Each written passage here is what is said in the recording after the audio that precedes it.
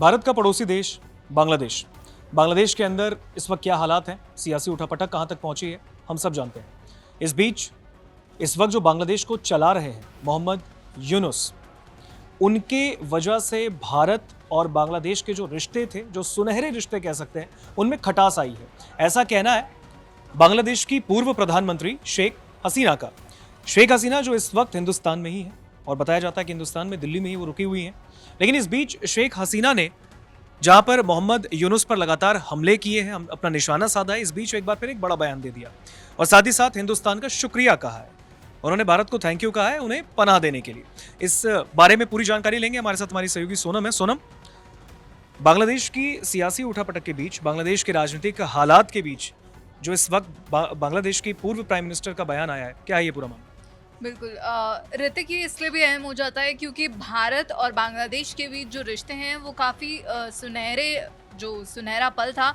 लेकिन अब जो बांग्लादेश और पाकिस्तान की जो दोस्ती है, दोनों की जो साठगांठ अब दिख रही है, उसकी वजह से भारत और बांग्लादेश के जो रिश्ते हैं वो कहीं ना कहीं इम्पैक्ट हो रहे हैं। और अब यहाँ पर शेख हसीना जब दिल्ली में है, उन्होंने पहले ये बयान दिया कि मैं दिल्ली में आज़ादी से रह रही हूँ, उसी बीच वो लगातार मोहम्मद यूनुस सरकार पर हमलावर हैं। और अब उनका बयान सामने आया है जिसमें उन्होंने जो है भारत को शुक्रिया कहा है, भारत को एक तरह से थैंक यू कहा है। उन्होंने क्या कुछ कहा वो जानते हैं। उन्होंने कहा कि मैं भारतीय लोगों की आभारी हूं जिन्होंने मुझे सुरक्षित जगह दी।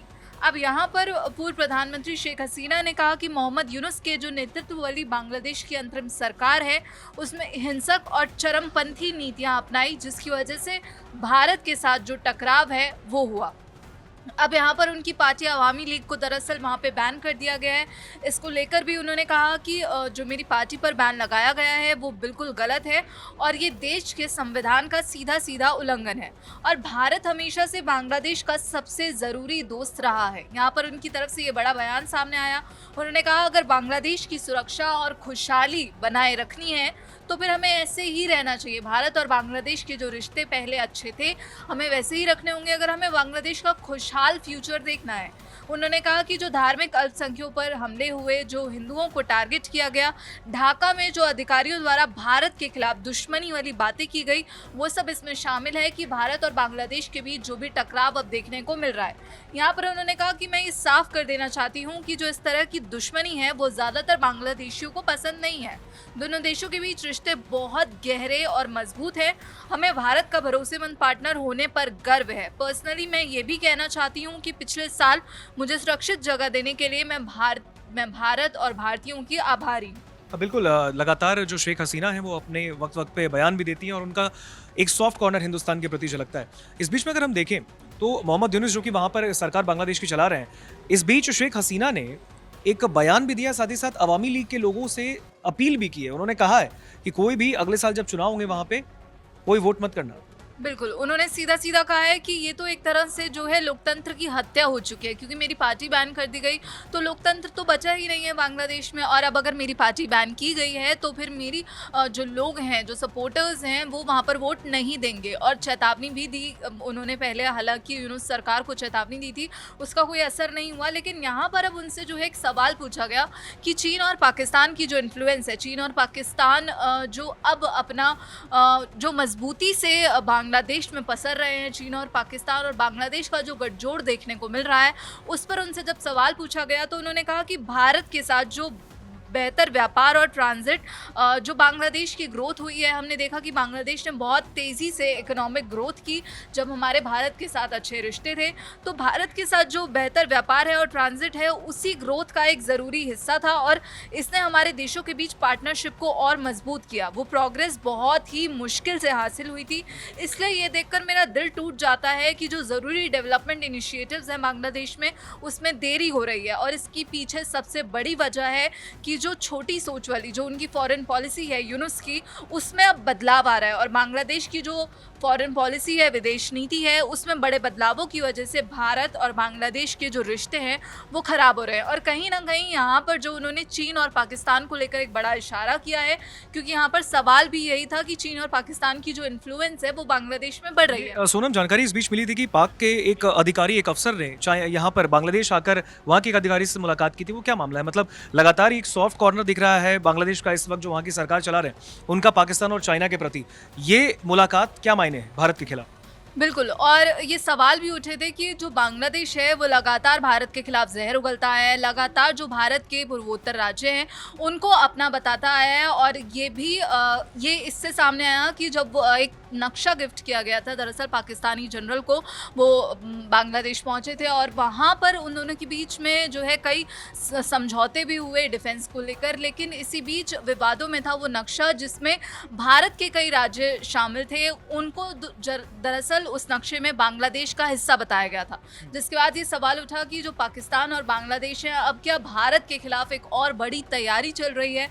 तो यहाँ पर भी उन्होंने उसी को लेकर कहा जा सकता है कि ये सब बोला है कि भारत और बांग्लादेश के जो रिश्ते बिगड़ रहे हैं वो कहीं ना कहीं चीन और पाकिस्तान की जो इन्फ्लुएंस है, हाँ वो बिल्कुल सही बात है कि जो उनकी फॉरेन पॉलिसी है यूनुस की, उसकी वजह से बड़े बदलाव हो रहे हैं। भारत हमेशा से बांग्लादेश का एक पक्का सहयोगी और दोस्त रहा है, लेकिन आज जो यूनुस सरकार कर रही है उसकी वजह से जो हमारे रिश्ते हैं वो खराब हो रहे हैं।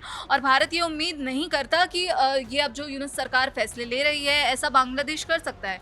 तो उन्होंने कहा कि यूनुस जो है अपनी सरकार में चरमपंथियों को बढ़ावा दे रहे हैं और जो भारत और बांग्लादेश के रिश्ते हैं इस वजह से कमज़ोर पड़ रहे हैं। तो यहाँ पर उनकी तरफ से ये पूरा बयान सामने आया है पाकिस्तान, चीन और भारत को लेकर। अब यहाँ पर उनसे एक और सवाल पूछा गया कि भारत सरकार ने कहा था कि बांग्लादेश में जो है चुनाव आज़ाद, निष्पक्ष और फेयर तरीके से होने चाहिए। तो आपको क्या लगता है कि जो अवामी लीग के बिना चुनावों का फैसला हो रहा है तो क्या इससे वैधता मिलेगी? उन्होंने कहा कि ये बैन न सिर्फ गलत है बल्कि खुद को नुकसान पहुँचाने वाला है।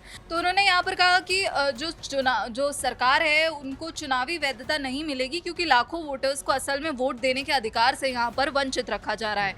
बांग्लादेश के लिए हमारी जो मुख्य उम्मीद है, हमारी जो हमारी होप है वो ये है कि वहाँ संवैधानिक शासन और राजनीतिक स्थिरता की ओर अब वहाँ लौटना चाहिए यूनुस को। और ऐसा करने का जो एकमात्र तरीका है वो आज़ाद, निष्पक्ष और फिर सभी को शामिल करके एक चुनाव कराना है। तो यहाँ पर भारत के समर्थन में वो बोलती हुई नजर आई।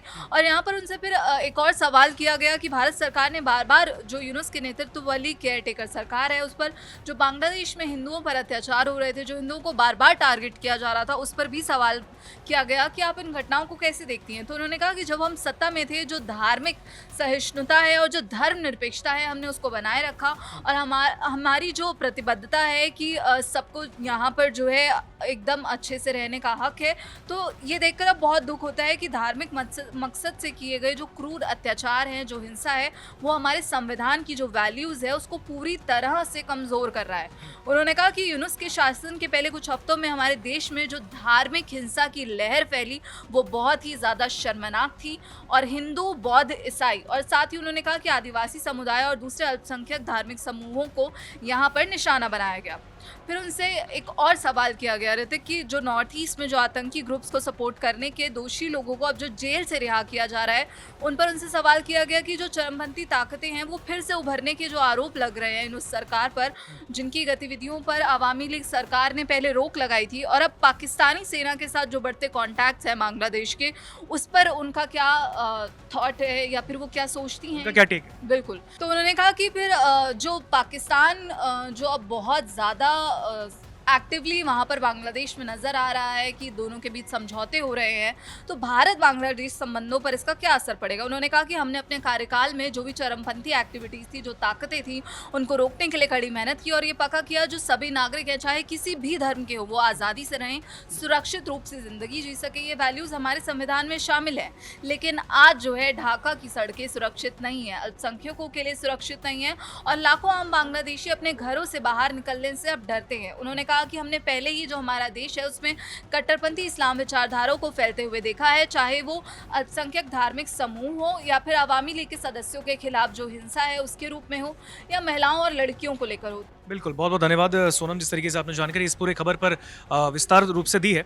तो बेसिकली जिस तरीके से अभी हालात हैं बांग्लादेश के अंदर, जो मोहम्मद यूनुस वहाँ पर सरकार चला रहे हैं और उन्हीं को लेकर लगातार शेख हसीना जो कि बांग्लादेश के पूर्व प्रधानमंत्री हैं, इस वक्त हिंदुस्तान में वो है, ऐसा दावा भी किया जाता है, वो दिल्ली में ही है, ऐसा भी कहा जा रहा है। तो उन्होंने एक बार फिर से अपनी एक बयान सामने लाई है। उन्होंने दरअसल एक साक्षात्कार में, एक इंटरव्यू में ये बात रखी है, मेल के जरिए उन्होंने कहा था और अपने बयान रखे और बताया कि बांग्लादेश में जो अभी इस वक्त के मौजूदा हालात हैं, इसके जिम्मेदार कोई और नहीं बल्कि मोहम्मद यूनुस हैं, उनकी चरमपंथी सोच है और इस वजह से बांग्लादेश की सड़कें आज इस तरीके से जल रही हैं और इसके जिम्मेदार सिर्फ और सिर्फ मोहम्मद यूनुस हैं। लेकिन इस बीच जो पाकिस्तान से इस वक्त मोहम्मद यूनुस और चाइना की जो एक सॉफ्ट कॉर्नर दिख रही है और भारत के खिलाफ ये चीज़ दिख रही है, शायद इसको ही कवर अप करने की कोशिश की है शेख हसीना ने। शेख हसीना को पता है कि अगर बांग्लादेश में अगर हालात बद से बदतर बनते हैं और इन फ्यूचर अगर बांग्लादेश उनका जाना वापसी होता है, उन्होंने कहा है कि वो जाएंगी लेकिन कुछ शर्तें थी। अगर वो जाती हैं और अगर हालात वहाँ पे बद से बदतर हो गए और भारत को अगर बांग्लादेश ने उकसा दिया तो फिर भारत चुप बैठने वालों में से नहीं है। इसलिए शायद उन्होंने भारत को थैंक यू बोलकर इसे कवर करने की कोशिश की। आपको क्या लगता है इस पर? कमेंट सेक्शन में हमें बताइए। धन्यवाद।